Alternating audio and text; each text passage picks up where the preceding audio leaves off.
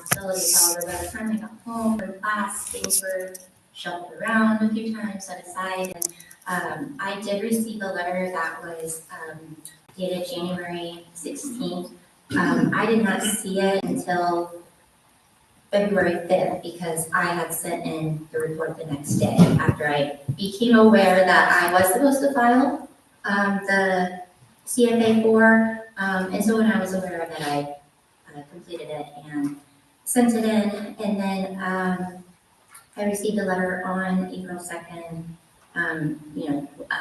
notifying me of the fine. So I am just asking for your grace and understanding. I would also like to say that I am going to take election law because because when I graduate, I do want to volunteer for the hotline where voters call in and report election interference, and voters can call in with just general election questions like what do I need? So I just wanted to note that. We need more people to do that.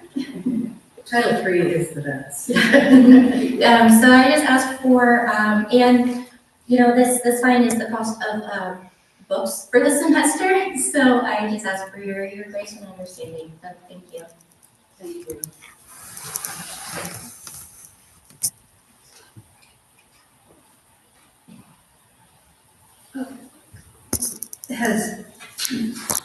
I think I know the answer to this, but to be clear, this candidate, has this candidate filed anything else late previously? This first time candidate ever filed anything that didn't exist previously?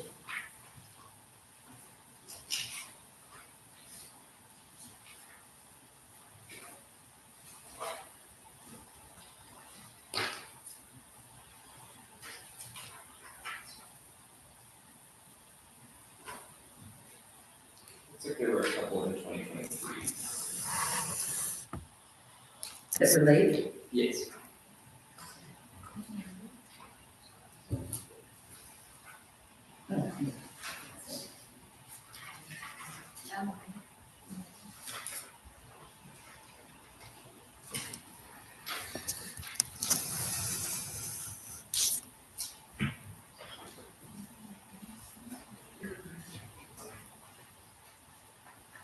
This is better than my eyes, though. I can see it.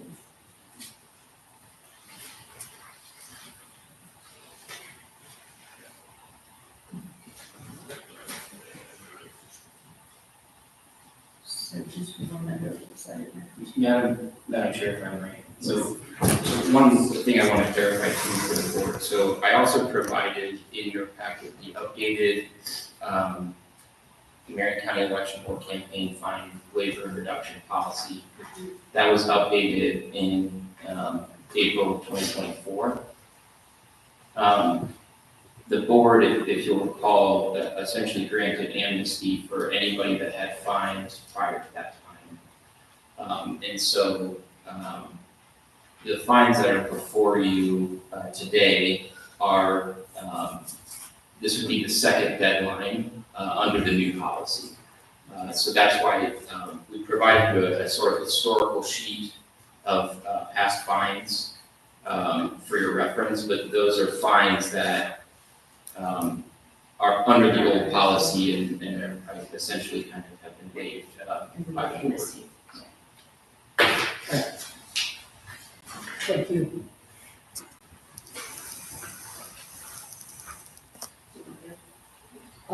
If you're ready, I have a motion. I move to waive this fee, and thank you for coming in. I also would encourage you to give your kid another chance to get the mail. I remember loving to go through the mail. But likely, my mother had some tax liability because I too was a little, I wasn't as good as I could have been. So that's my motion to waive this fine and with the thanks for your future participation in our processes. I second with your future volunteers for us. Thank you. Proper motion and second, call roll, Vice Chair, Aye. Madam Clerk. Aye. And show the chair voting aye. Thank you. Is there, I don't think there's anyone else present around reports about late. You ready to move on, Inspector Becker? Yes, Madam Chair, and if I might, I actually want to apologize to Mr. Kaufman. I have him miscategorized in my updated report to you. Mr. Kaufman did come in this week and file his report, and he disbanded his committee as well. So, So he was right. yes, he is correct, that he did file a, and he did reach the maximum $1,000 fine. If you would like to give him the opportunity this month. Thank you. Sorry about that. It's perfectly fine, of course. I jotted down my comments to keep me on track. So I'll just start off by saying good morning to the three of you. My name is David Hoffman.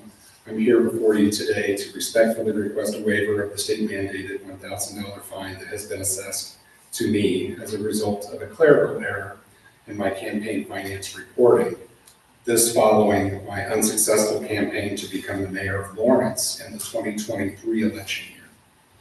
Very brief background about me and my candidacy. I've been a faithful public servant for more than 30 years as a sworn Indiana law enforcement officer. I have an impeccable record of service to my community without a single blemish of any type, accompanied by a lengthy list of awards and accomplishments of which I am proud. In 2022, after serving more than 6 years as the chief of police in the city of Lawrence on the northeast side of Marion County, I announced and launched my candidacy for the position of Lawrence mayor. I ran because I wanted to ensure that the amazing city where I raised my family would continue to flourish under my fair and transparent, nonpartisan leadership, always putting the safety and needs of citizens first, just as I had done in my entire law enforcement career and as my predecessor had done. Although I am a career public servant and first responder to this day, I am the furthest thing from an experienced politician. I had never campaigned for an elected office before, much like Ms. Kersey, but somehow I convinced my wife of 32 years to be my treasurer. She has been and still is a registered nurse longer than I've been a police officer, and she was learning the ropes of campaign finance just like I was. And like Jennifer, we did our best. That sets the stage for why I'm here before you now. As you can see from possibly the thick folder of forms related to my campaign that we submitted to you in your office, they document line by line nearly $500,000 of funds that were contributed by generous donors and all the funds that were spent during my entire campaign. All required documentation from the very beginning was submitted timely and accurately, with one minor but very important exception: a little square box that should have been checked on our final report, but was not. My campaign finance report that was submitted about 2 months after the 2023 election, and it was submitted on January 15th of 2024, incorrectly checks the box of annual in the section titled Type of Report. This is in step number 11. In the same section, the box labeled Final/Disbands Committee should have been the one that we checked. And this would have officially closed my campaign reporting entirely. We had, of that nearly $500,000, we had $12 remaining in the account, which was later spent on a bank fee before our account could officially be closed. On Tuesday of this week, when I received the certified mail letter informing me of the mandatory $1,000 fine, plus $8.95 postage, the very next day, on Wednesday of this week, I drove here to your office in Indianapolis to file the CFA-4 summary sheet to correct my error. With the assistance of your professional staff, specifically Mr. Chad Klingerman, I completed the form and requested that he add me to the agenda of this meeting today to explain. This form may be in front of you, but I do have a copy if you'd like to see it, the one I've been referencing. So this summarizes my actions that led me to be on your agenda today. I am terribly sorry for this oversight that led to this situation. I assure you it was an unintentional oversight on my part for which I take full responsibility. It was not premeditated. It resulted in no harm nor gain to anyone. And I urge you to consider the totality of the facts and circumstances in this particular case and vote positively for my request to eliminate the imposed fee on me and my family. You have that right, that power, and that ability from what I'm told. We were, as I wrap up here, we were and are just citizens who voluntarily stepped up to participate in the political process to make our community a great place to live, work, and visit for everyone. Imposing a harsh financial penalty for such a harmless clerical error would certainly discourage other good people from seeking public office in the future. And while this was a minor accidental offense, I realize it's still a violation and our laws must be observed. I simply ask for a reasonable and equitable application of enforcement of this law, and I ask for a waiver of the fine. Regardless of your decision this morning, I sincerely thank you for the invaluable work that you do every day to ensure fairness in the electoral process. And I thank you for the oversight of all candidates who seek public office. Your work guarantees that there is trust and accountability in the efforts of candidates who seek to earn these positions in those public offices. And with that, I close and remain available for any questions. I'd say you had a decent conversation. Well spoken. Any questions on the board? No questions, but Madam Chair, I would like to move forward with the motion. Mr. Hoffman, thank you for coming. Again, those scrivener's errors can be really, really tricky, can't they? And attention to detail is important, but also standing up and recognizing the mistake and coming here. As you heard, our list is relatively long, and to have two of you show up on a day, for what some people believe to be a holy day, right? We greatly appreciate you. And for that, I would like to make a motion to completely waive Mr. Hoffman's $500,000. Second. Properly motion second, call roll, Vice Chair. It's been properly motion and second, I'll call roll, Vice Chair. Aye. Madam Clerk. Aye. Okay, show the chair voting aye. Thank you so much. Thank you. Thank you for your time.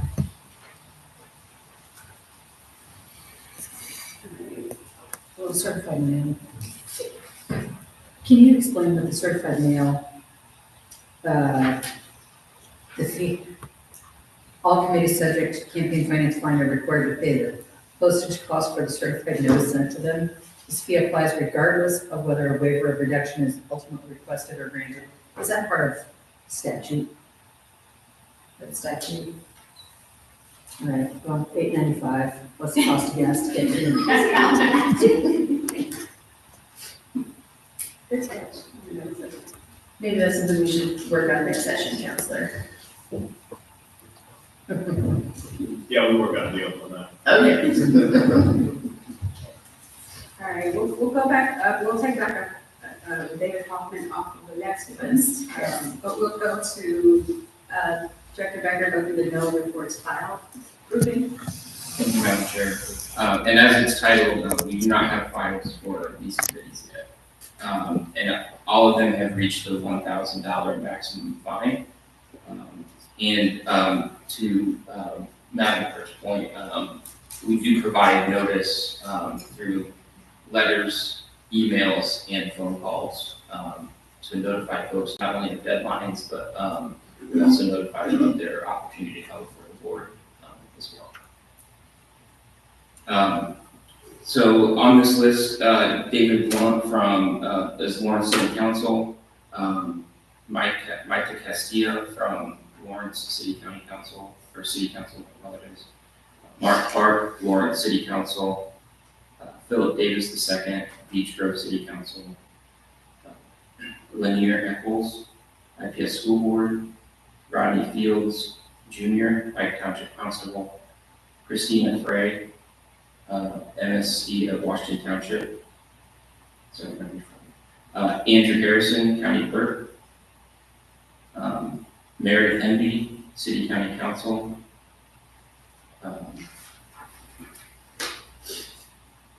James Jackson, Indianapolis Mayor, Maxine King, City County Council, Bruce Schumacher, City County Council, Nicole Sledge, MSD of Lawrence Township. Sorry, that should be Lawrence Township Board.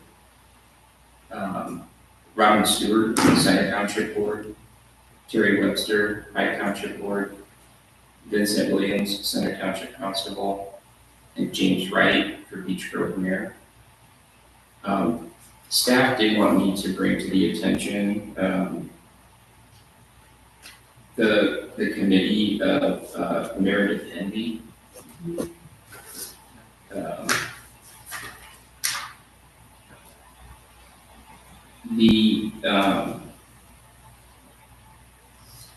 The staff is essentially either asking the board to review this for potential waiver or seek help in trying to get this person to close their committee. They were a candidate for a handful of days and immediately withdrew their candidacy and then never filed. And so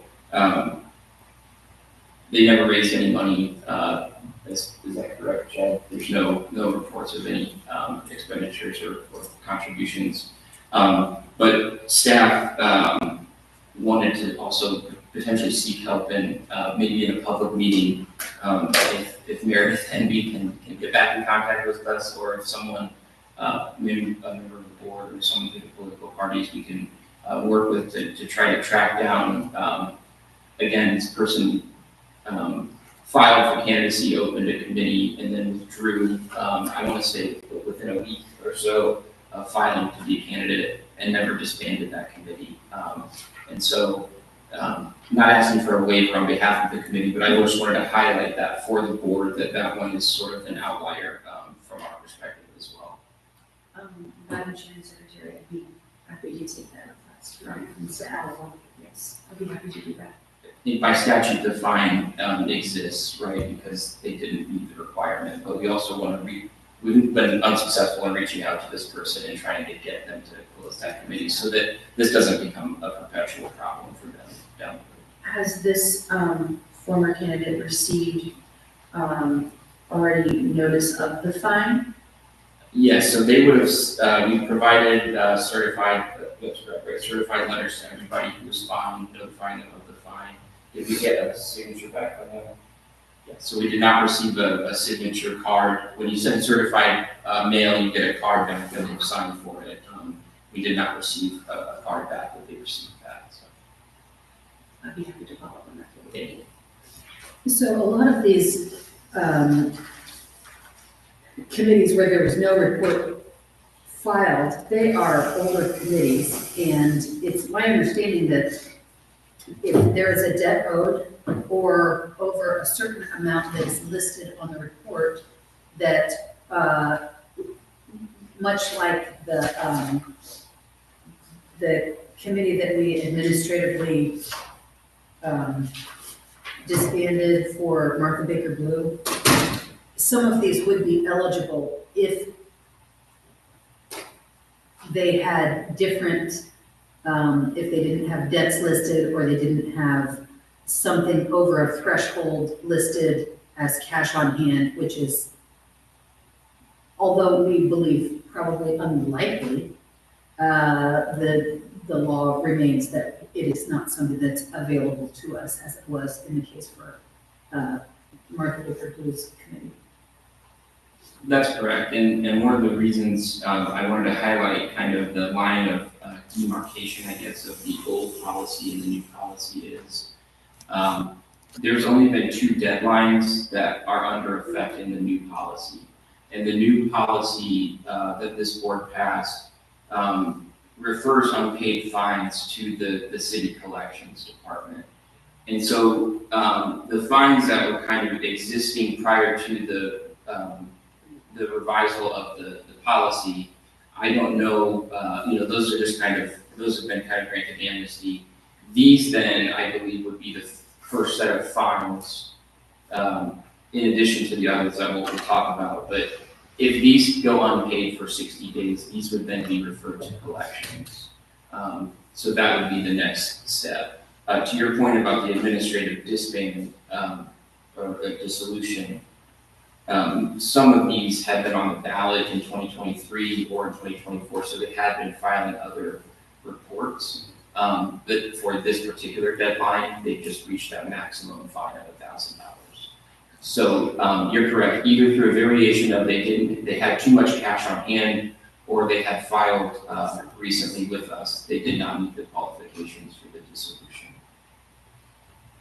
And if I can reiterate, every January or every year, staff goes through that process and will reevaluate those different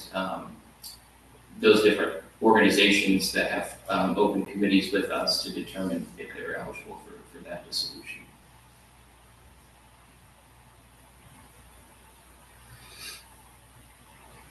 Any other questions? No. Is there anyone here from the no report file list present? I don't see yet. I imagine there's the other signs. I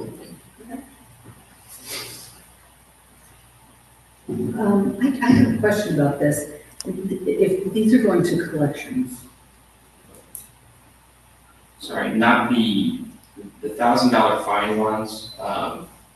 They have time to pay that fine or to come here and request a labor reduction. okay, At 60 days, if it goes unpaid for 60 days, that is when they're referred to collections. okay. And there is a group of them that we will be discussing that are being referred to collections. Okay. Thank you. Because the three of us up here are gonna get a lot of phone calls if that's the case. I do have a question about the 60 days. What's this, what's that date? When does 60 days end? Or when would these go to collections? Let's say. Thank you, Madam Vice Chair. And I don't have the date off the top of my head. What I will say is the maximum fine is essentially reached at the 21st day after the deadline. Okay. That is essentially when the fine is imposed, right? The board does not necessarily, and the council can correct me, the board doesn't vote to impose these fines. These fines exist in law. And so essentially when that fine, so if you file late, the day that you file is the day that fine is imposed, if that makes sense. If you do not file, then that 21st day after that filing deadline is when we would just say you've reached the maximum fine of $1,000. I think we should maybe think about this a little bit, because you have to, you know, the process to send the collections is not so automatic, right? You have to manually do that. We have to send the information to collections. I think for that purpose, we should probably backdate that to when we sent the notification of the $1,000 fine, not to when the $1,000 fine accrued, because I think we need to set it to when they were notified of it. I think that would be the proper date and time. So when the certified mail was sent or received is probably the proper date. But we can talk about that more, but that would be the date. So 60 days from then. I wanted that to be on record for those who might be considering this list, that we might get phone calls. Yeah, so if you receive the certified mail, it's 60 days from that day that you receive it, I think would be the proper date. If you didn't receive it, and you're listening, reach out, and let's get it resolved. Just because you didn't receive it doesn't mean it doesn't exist. You know, certainly the fine exists in law, as Director Becker said, just because you didn't file it. The notification is just to let you know. But, and it can still go to collections regardless, but I think we would then back it to the day that we send it out. And if you moved or you know, your address has changed or whatever, then you only do it based on what address we have on file. So, And not to digress, but you just said something very key that I think is important that we reiterate here. These reports that were not filed with $1,000 fine and those that were reported as, that were filed late, those fines are assessed automatically by statute. We don't have to vote on those, so we won't be voting for those today. Is that true? Because we haven't voted on that, or do you want us to? That's true. Our interpretation has been that the fines exist by statute, not by your election of assessment. So statute says if you file late, you have this fine. Your sort of action is you can reduce them, you can waive them, et cetera. We do things like send them to collection, we modify, we do all these other things. But the actual fines exist by statute regardless. That's just how it. Thank you, Council. I think we're moving to this list of what could be recommended to go to collections. Or what we'll go to.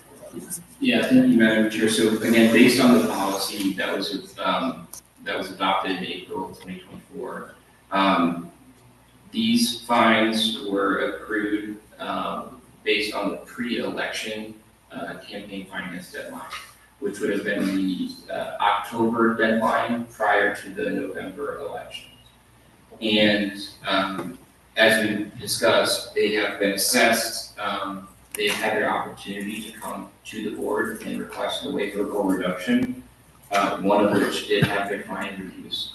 And these fines have been unpaid for more than 60 days.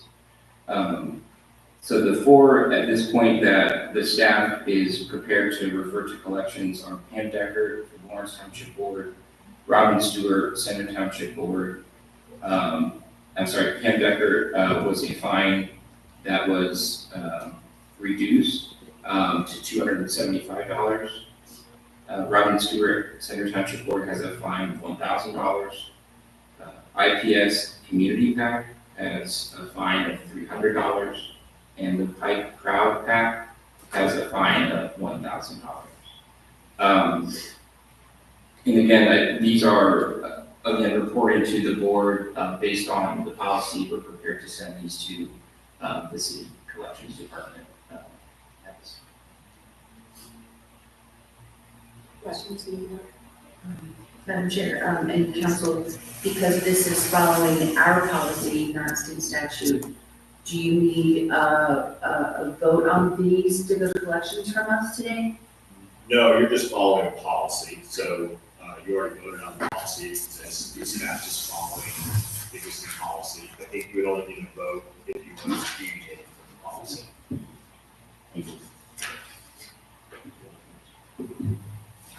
And if I can, I just want to call attention to the board as well.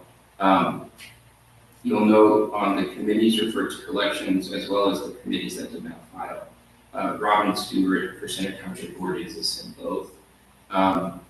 We have been in correspondence with Mr. Stewart and understand that he does not believe he needs to file campaign finance reports with us. And so we are, we've tried to explain what Indiana law requires, but that's why he's on there twice. These are two different maximum fines for two different reports consecutively. And if I may, and I think it would be good to say on the record publicly, his position, as I understand it, is that his belief is that if you don't raise or expend $100, then you don't have to file any campaign finance reports. However, you absolutely do have to file campaign finance reports if you are running for an office that pays $5,000 or more, regardless of if you've raised or expended any money. So Mr. Stewart is, I think, a little confused between the statute that says you're not a candidate. Pre-filing, if you haven't filed any candidacy paperwork yet, you can become a candidate once you've raised or expended $100, regardless of if you filed any paperwork, right? But until that time, you're not actually running, right?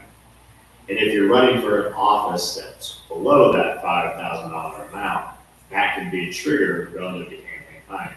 That would be true. But in this case, the office that he's running for is above $5,000. And in IC 3915, it's very clear, and it's also reiterated in the state's campaign finance guide, that any person that's running for an office that pays over $5,000, regardless of how much you raise or don't raise, you have to file a campaign finance. So we've tried to correspond on that with him. This isn't the first time this has come up.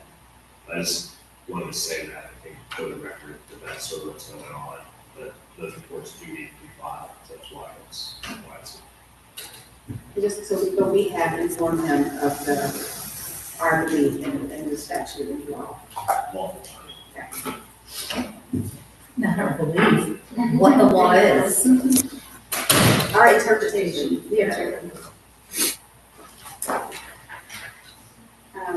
thank you, Director Becker. I think those are all of the campaign finance updates we need to review today. Correct? I don't think I missed any. So that's a wrap up that piece. Is there any other thing as we move to other business that we want to share while we have the time this morning? If I could just give a quick update for the board, our staff is working with many other agencies in the enterprise, but we are working on crafting with the purchasing department a request for proposal for our electronic poll books. I know that we've spoken individually about that, but I thought it would be a good time to let the board know that staff has been working on that over the last few months, the building requirement, business requirements and technical requirements, working with our partners in ISA on security requirements, and we're making good progress, and hopefully we'll have an update for the board at the next meeting as to more progress towards that RFP for the poll books. And that's all I have. Well, it's important to note there is no election this year. Everybody. No specials, no, because that would mean some bad news for somebody. But we have, we are, about 500 days from the next election? Oh, yeah. But that doesn't mean that what this board is doing and what our staff is doing is in any way, shape, or form like a long and lengthy holiday. Because there is so much work that is being done to advance the safety, security, the technology that is available for campaign finance, for the poll books. There is so much work that goes into it, and I mean, when an election comes off without too many hiccups, there aren't a lot of headlines about what goes right. And it's all the work that goes into these times that are outside of the election. So tip my hat to the hard work that the staff is doing, because we know that even though your phone's not ringing about, where's my ballot? My name is spelled wrong, or this form is filled out incorrectly, or, I can't get into the nursing home to get the signatures of the people who wanted their absentee ballots. A whole heck of a lot is going on right now, and we recognize and appreciate that. Thank you. All right, well, we will work with the teams with all everyone on to figure out timing for the next meeting to make sure we can accommodate if someone wants to come back in and request their waiver. We'll make sure we have time for that. But with that, I will ask for a motion to adjourn the meeting. Yeah, less than, not 500 days. Yeah, closer to 400 days. I move Point of to. order. Second. Sorry, point of order. Ladies and gentlemen. I'm sorry, point of order. We're adjourned, sir. I called for a point of order before your evening vote.